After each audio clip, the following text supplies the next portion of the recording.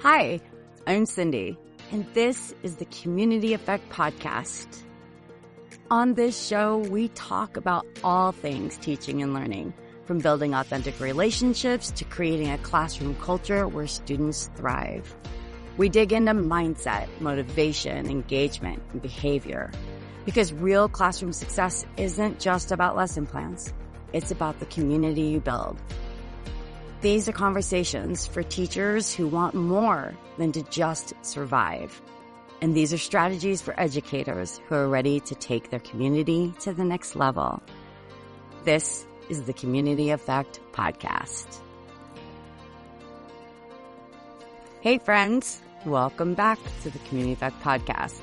I'm so glad you're here. Today, we're going to keep it light.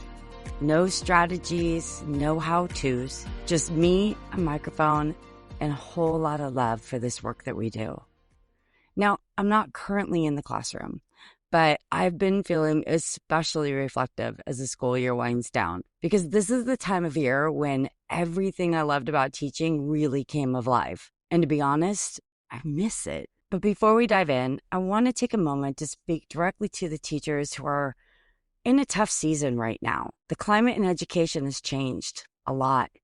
Between the political noise, the mounting pressures, and the sheer weight of what this profession demands. And it has so many incredible teachers quietly wrestling with the question, is this still the right path for me? And for me, that is heartbreaking, because this isn't just a job.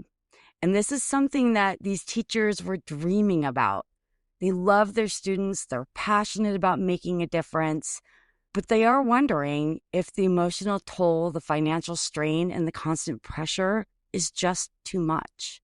And I don't have the answer for anyone else, but I want you to know that I feel you and I understand you, because I've been there. I've lived this life, and I've retired, and I've come back and lived it again. And I know how deeply this profession gets into your heart. But what I can say, from my own experience in education, both as a classroom teacher and as a leader, is this. I believe with my whole heart that there is no profession more impactful than that of a teacher. Every profession that exists in this world carries the mark of a teacher. Teachers are more than just educators. They are change makers. They inspire, they support, protect, encourage, and guide. They meet kids where they are, and they hold up a mirror that says, you are capable, you are seen, and you can do hard things. And beyond the lessons and the routines, teachers plant the belief, the authentic belief, that with effort, growth, and perseverance, students can become anything they dream of becoming. And that is the power of a teacher. And that is why I believe that this work matters now more than ever. So today, I want to share 8 things that I love about teaching, not because every day is easy, but because of all the magical moments, the ones that still stick with me and remind me why I stayed, why I came back, and why I will continue to work alongside teachers every day. Maybe they'll spark something for you too. So let's get into it. Number 1, the kids. Always, always the kids.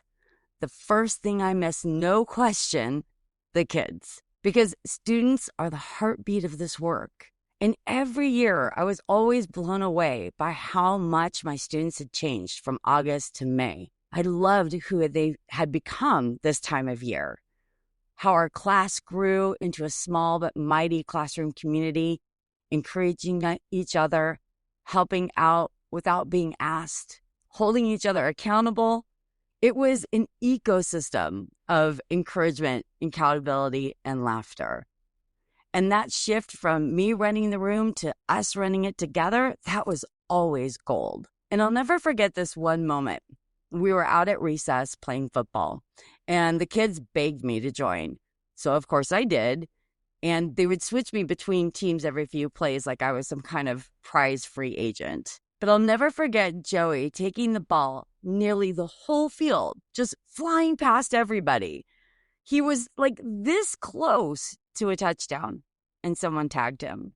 But he turned around immediately and said, nope, I wasn't tagged. Now, it's important to note that this particular class of mine was super competitive, and at times emotions would quickly rise.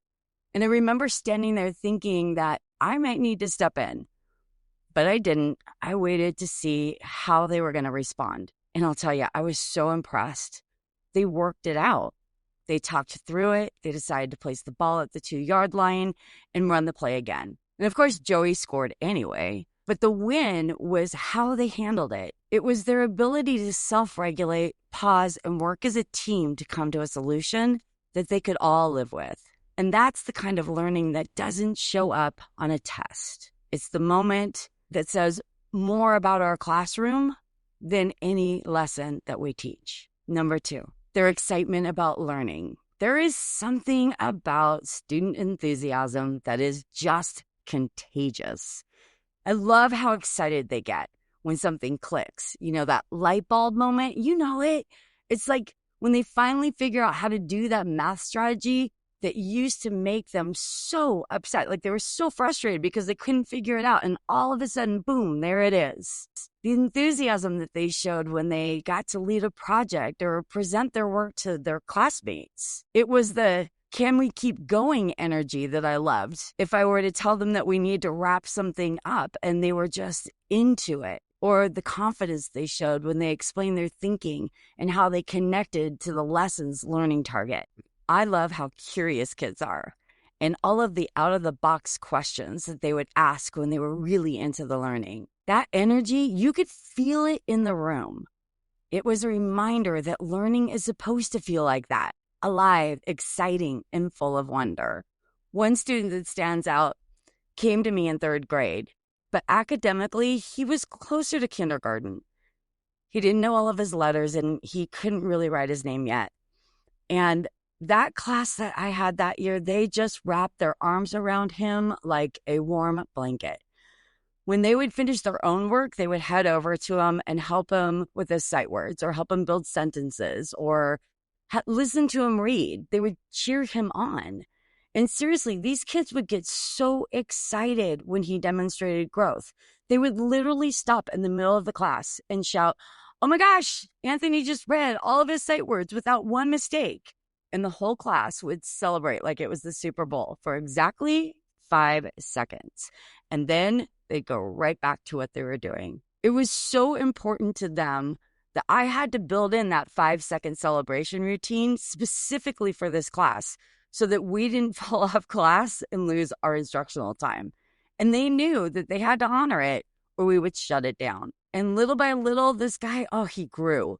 And by the end of the year, he was reading at close to a 2nd grade level. And the pride on his face and on theirs, it was unforgettable. And what I loved wasn't just that he made progress. It was theirs, their kindness, their advocacy, their ownership of somebody else's growth. What could have been a very uncomfortable experience for this little guy being 3 levels behind wasn't. Because we were a community of learners and my students took him under their wing and supported him every step of the way. It was just amazing. Number 3, the post-testing freedom. Let's be honest, testing season can feel like a grind, but I always loved what came after. There was this collective exhale, this moment where I'd look around and I'd think, okay, all right, now we get to teach again. And that's when we dived into hands-on projects that tied it all together. We still had standards to hit, and we did, but these projects also gave my students more autonomy and more opportunity for voice and choice, like our life cycle unit. We were an ag school, so we decided to explore the life cycle of ducks and chicks. And the students got to choose which they would learn about. They dove into research, they observed and monitored the hatching of our ducks and our chicks. They fed and they cared for them. They showcased them during our learning time for our ag night. And some students were even lucky enough to take home a chick or 2. One of my favorite parts was watching them learn about the anatomy of an egg. Their faces when they cracked the egg open and touched all the different parts, making this connection to how the chick develops if given the right conditions. It was priceless. It was science and math and life skills, collaboration, responsibility, joy. I mean, all of this wrapped up into one. That post-testing stretch gave us space to explore, whether it's creating a school newspaper, an art integration activity, or a campaign around kindness. It was a time of year where my students got to really shine, and I got to watch them pull together everything that they've learned and apply it in new, meaningful ways. Number 4, watching them take ownership. Oh my gosh, by this time of year, something just clicks. I mean, they knew when they were being too loud, and they were able to remind each other to focus and do it respectfully. They would line up without reminders because they wanted to get to specials and they knew it was their responsibility. And they would look around the room and they would know what needed to happen. And they kept each other accountable. It was just amazing. This was the time of year that my classroom just ran, not because of me, but because of them. That kind of self-management doesn't happen overnight. It's the result of months of community building, practicing, and modeling. And it's a time of year that I got to see all of my hard work and consistency, my high expectations pay off. But my students took ownership in a lot of different ways too. And one of my favorite systems was our shout-out board. Students would choose a student in class to write an appreciation, a celebration, or an acknowledgement, maybe even a random act of kindness. They would write it on a sticky note and put this shout out on the board, which was on our door to our classroom. And at the start of the year, I really needed to model it a lot. I had to remind them to scan the board to see if there were any students who had not been recognized, and then encourage them to be observant of their classmates so that they could add a shout out for somebody who hasn't been up there in an authentic way. But by this time of the year, by May and April, that board was covered. Sticky notes everywhere, celebrating acts of kindness, academic wins, and little gestures. And every Friday, I'd pull them off and I'd read them out loud, and the kids would collect them in a notebook so they would have a year-long archive of encouragement from their peers. That kind of ownership, it was amazing, because by May, there was not one person who wasn't up there. I didn't have to remind them anymore. They were just so aware and so excited to celebrate each other's successes. And I miss that. Number 5, the joy of just being with them. I loved being silly with my kids, swapping jokes, learning new handshakes, and dancing around the classroom. I loved quieter moments too, when they would come to me with a problem or a concern because they knew I would listen without judgment and that we would be able to problem solve together. Or when they were vulnerable with their check-ins in the morning and trusted that I would hold on to their feelings in confidence and not share it with someone else. I loved that they trusted me. And a lot of my memories extended outside of the classroom. Some of them happened at lunch, on the playground, or while standing in line, or even during some of our fun events like our color run. By the end of the year, I always tried to make more time just to be with my kids. So I would join them for lunch, and it quickly became one of my favorite parts of my day. We didn't talk about school, we just hung out. And they'd tell me some wild stories, or we'd share random facts and funny things that they saw on YouTube. And they would ask me the most hilarious questions. And so, yeah, we laughed a lot. And then we would hit the playground, and I got to be a kid right alongside them. No supervision or management necessary, just an opportunity for us to play. And I loved that I could be goofy and light and ridiculous with them. And you know what? They loved that I played with them, that I let my guard down, and that I was real. I really miss those moments of connection.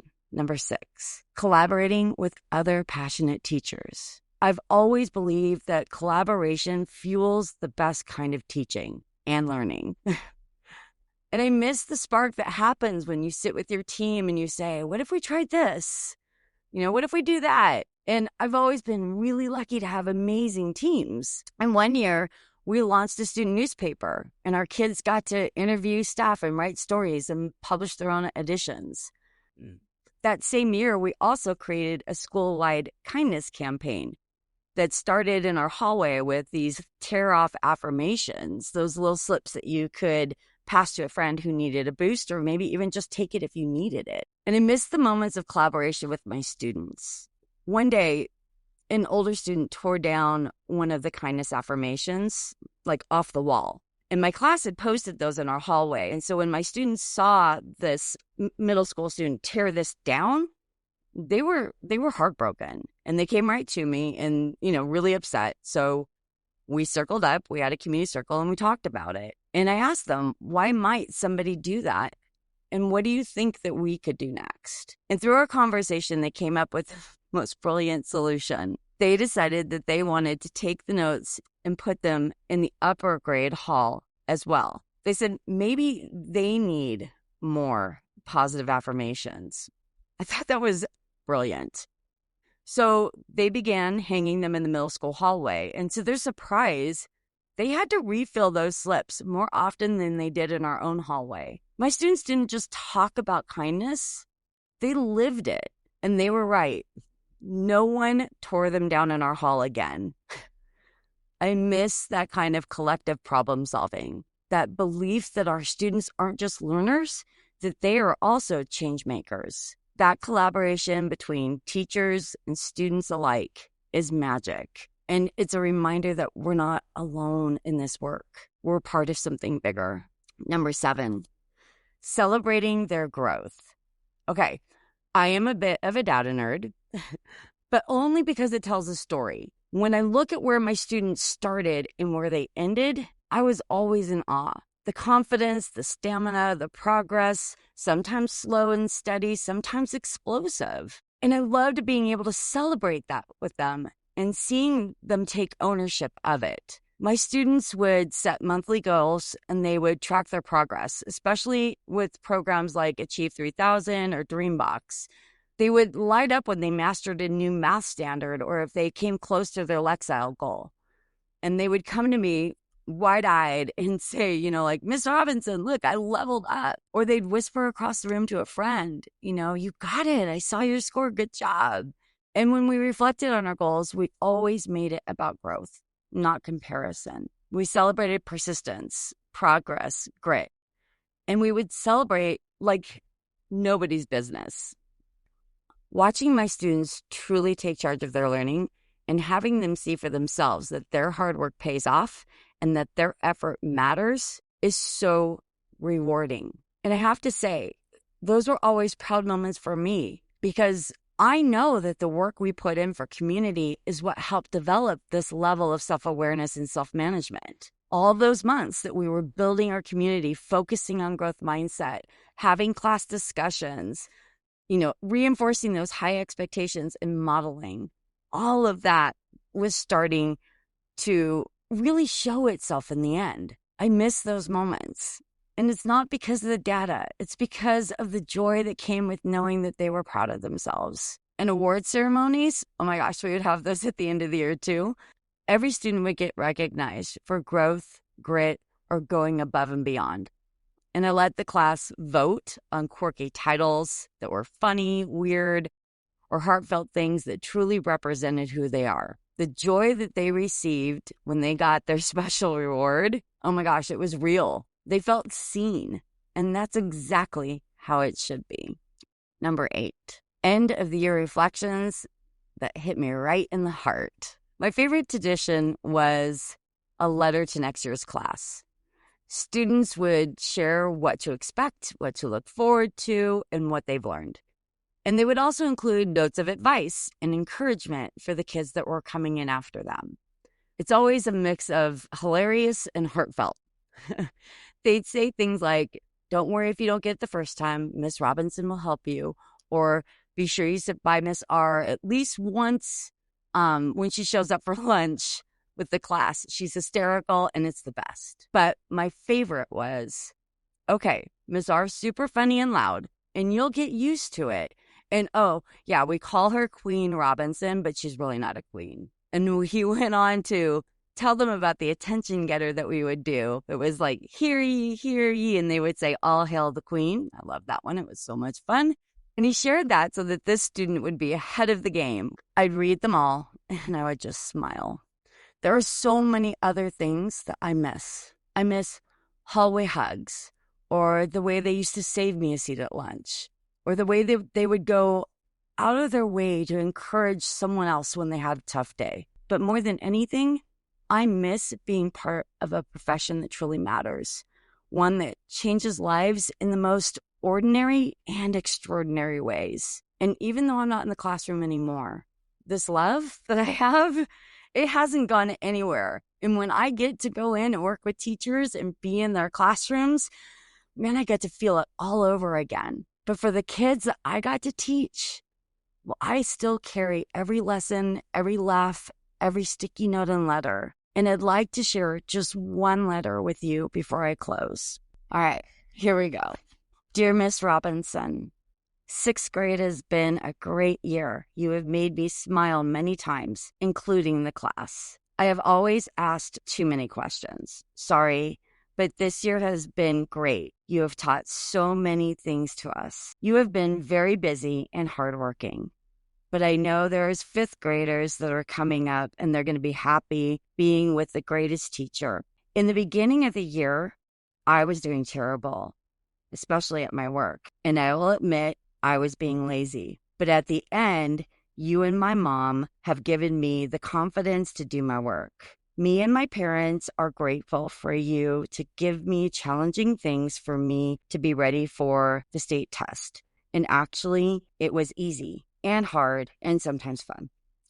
You also made funny jokes. In the beginning of the year, I didn't like you because of my grades, but that was my responsibility. It was. I won't be here next year. I wish I was, but I'm moving. I'm grateful and happy about everything that you've done. Your loving student, Seth.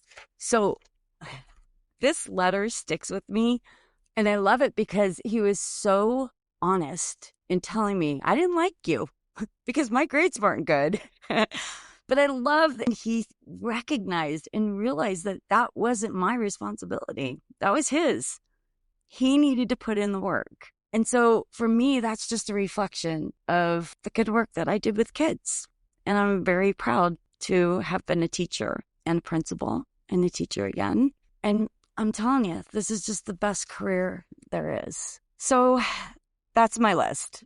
8 things that I love and I miss about teaching this year and honestly, every year. Because sure, this work is hard, but it's also filled with joy, growth, and surprise. It's filled with sticky notes and football plays and Dreambox celebrations. It's full of quiet leadership and loud laughter and the kind of resilience that cannot be measured on a test. So let me ask you, what do you love about teaching? What moments are you going to carry with you at the end of this year? Take a few minutes tonight or this weekend, whenever you have a breath, and write it down or tell a friend or even share it with me. You know I'd love to hear it. And if you're feeling overwhelmed, I get it. But remember this, the beauty is still there, even in the chaos. Sometimes, especially in the chaos. You've done more than survive this year. You have built something real, and it's always worth celebrating.